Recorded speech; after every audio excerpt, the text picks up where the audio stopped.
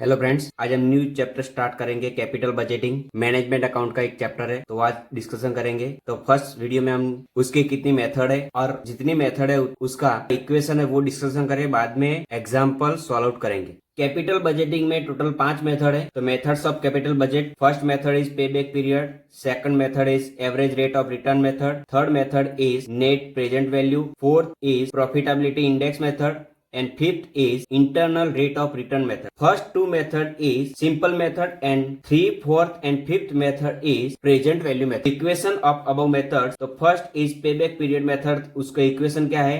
Payback period method is equal to total investment divided by cash flow. जितना भी investment आपने किया है तो वो इन्वेस्टमेंट आपको लिखना है डिवाइडेड बाय उसका कैश फ्लो जितना आ रहा है तो वो डिवाइडेड में लिखना है, तो आपको पेबैक पीरियड का आंसर मिल जाएगा। Second is average rate of return. तो उसका इक्वेशन क्या है? Average profit divided by average investment multiple by 100। There are two topic, first is average profit and second is average investment. Average profit is equal to total profit, it means 10 year profit is given, तो total of 10 year profit divided by year of investment. And which profit to be calculated? Profit after tax, right? So profit after tax, total profit of 10 year divided by year of investment. And second is average investment. Average investment is equal to initial investment, it means cost value plus scrap value divided by 2.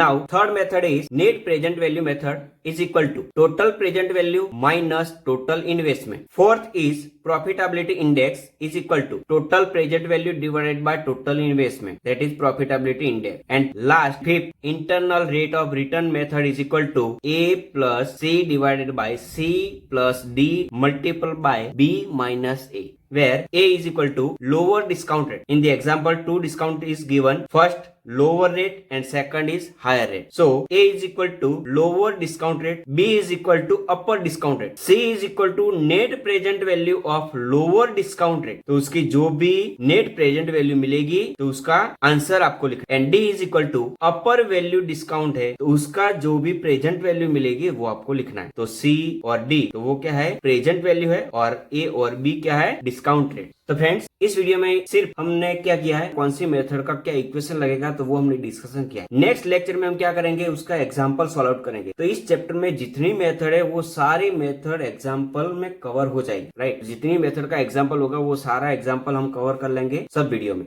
तो friends आपको capital budgeting chapter आपको prepare करना है, तो उसके लिए इस chapter का जितना भी वीडियो आएगा वो सारा आप एक बार देख लीजिए ताकि आपको समझ में आ जाएगा कि कैपिटल बजट का हर एग्जांपल कैसे सॉल्व आउट कर सकते हैं। Thank you.